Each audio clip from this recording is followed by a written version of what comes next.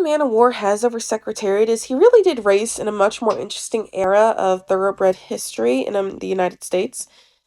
First off, if it wasn't for World War One, Samuel Riddle would never have owned Man of War because rumor has it, I'm not sure, I need to check my source again, that his breeder actually wanted to hold on to him.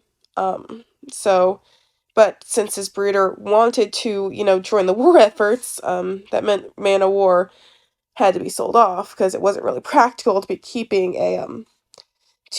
keeping future racing prospects when you're not going to be around to manage it.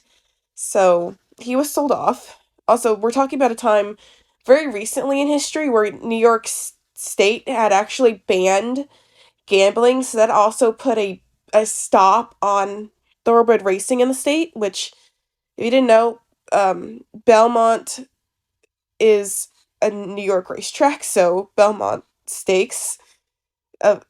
Park of Belmont Stakes. So yeah, they made a creative way around that. I may make a future TikTok on just that because it's really, really fucking funny.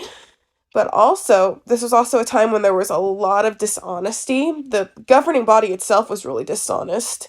Manowar's first jockey was actually completely blacklisted for being honest, because he implied that Sir Barton, because he also rode Sir Barton, because Sir Barton and Manowar lived during the same time, and they actually had a match race. He implied that Sir Barton was normally drugged to make him, hyper and go faster.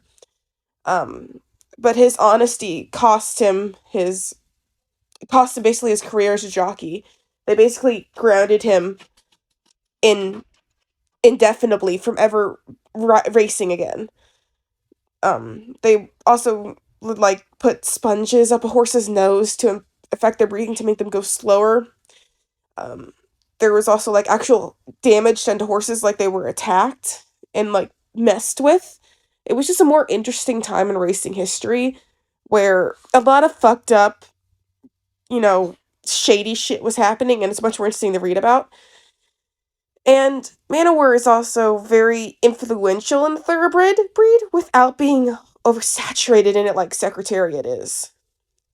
Only a handful of Manowar's foals even really show up nowadays. Now, whereas, pick any random thoroughbred currently for sale and look at their pedigree, and it's like, hi, Secretariat. So yeah, I I just find Man of War just more interesting, um, in general.